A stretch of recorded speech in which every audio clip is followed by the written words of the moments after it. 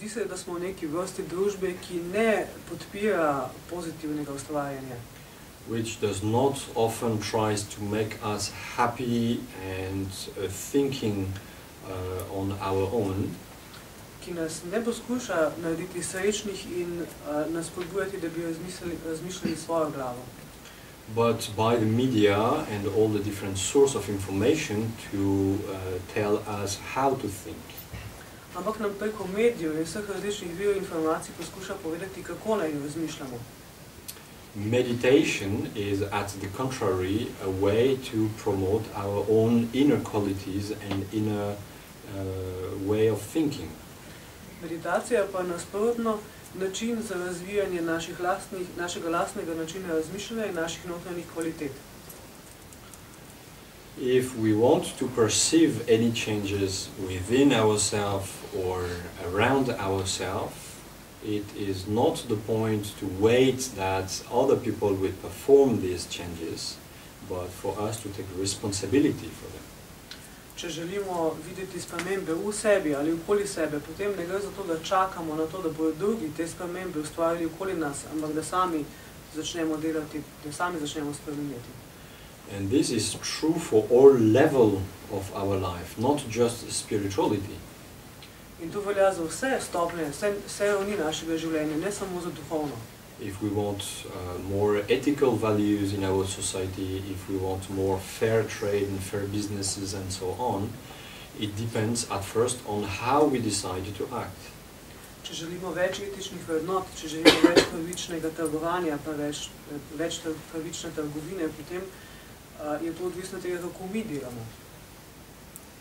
This sense of responsibility is crucial within Buddhism. Ta občutek odgovornosti je v budizmu ključnega pomena. And it is at the root of our practice of meditation. In to je tudi temelj naše prakse meditacije. If somebody after having received proper transmission, decide to visualize himself or herself as a specific Buddha, it is out of a sense of responsibility. Če to je nekdo, potem ko je dobil ustrezne transmisije, se odloči za to, da bo vizualiziral sebe v obliki določenega Bude, potem to izvira iz občutka odgovornosti. For what does it mean, I visualize myself as Buddha? In kaj pomeni to, da vizualiziram sebe kot Budo? It means I take the decision to walk on the spiritual path and to do my best to achieve the level of spiritual realization of that specific Buddha.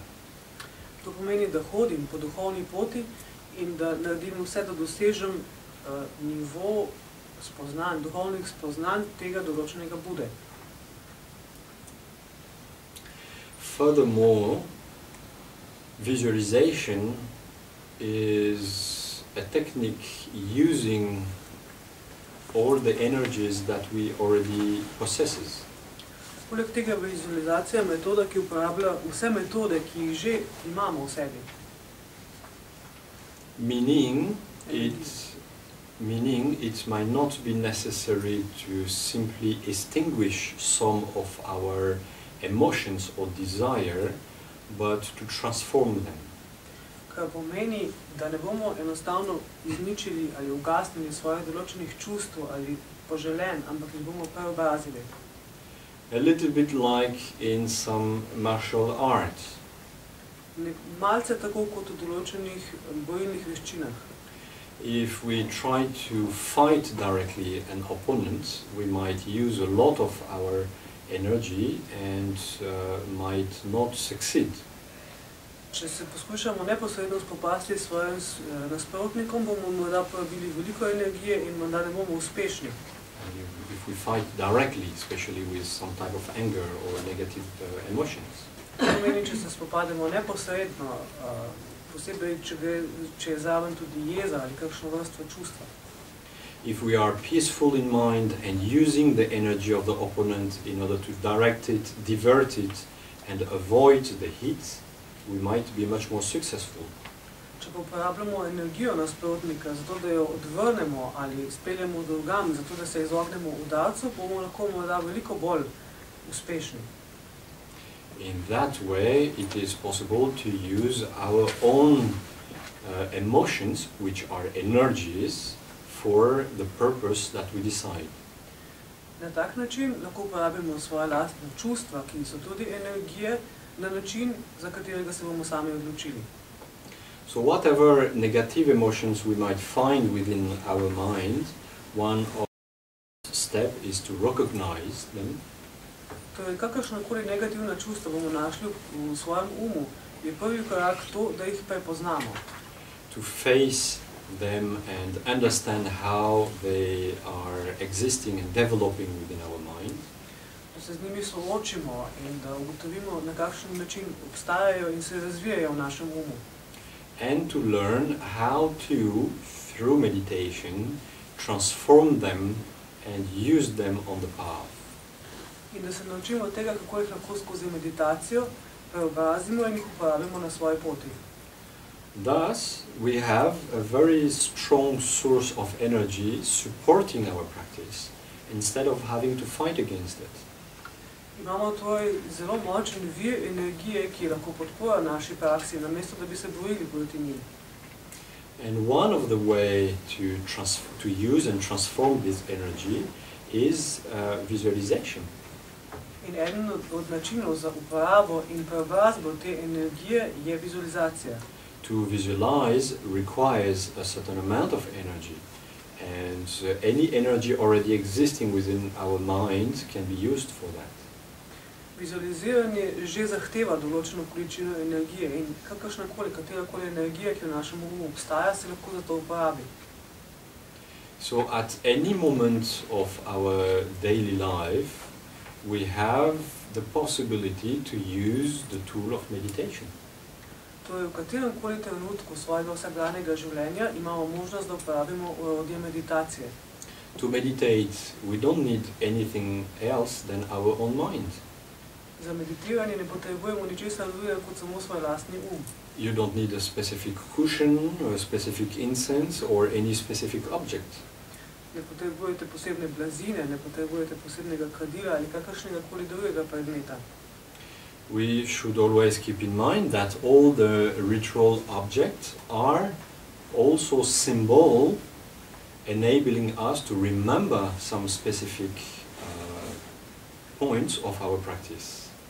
Vedno se moramo zavedati tega, da so tudi ritualni predmeti neke vrste simboli, ki nas spominjajo na določene točke naše prakse. They are not the source of our inspiration. Niso pa vir našega navdiha. They are not, it is not them which creates the karma. Niso oni tisti, ki ustvarjajo karmo. Either we have a ritual object or we do not, we can walk on the spiritual path.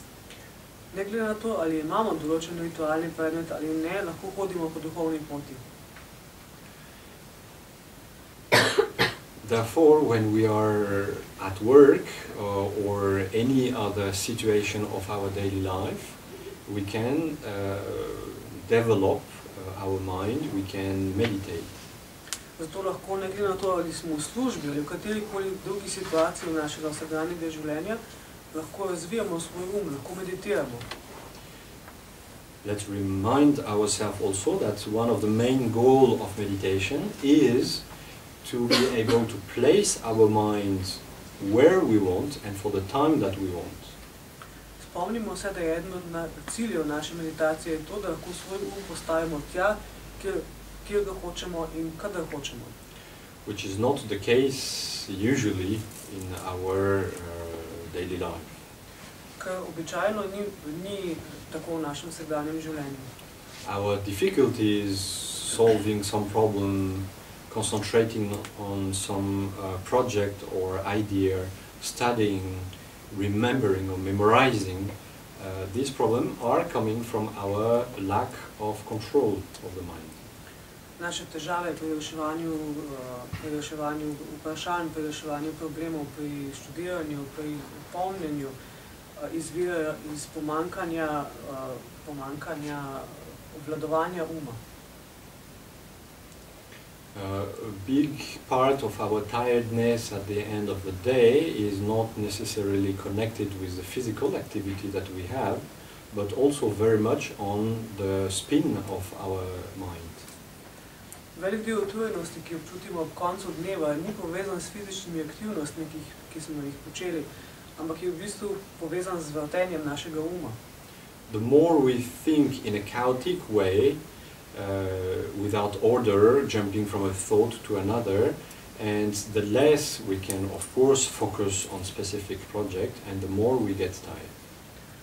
Bolj, ko razmišljamo na kaotičen način, z preskakovanjem uma, manj se lahko osredotočimo na določeno zadevo, na določen projekt.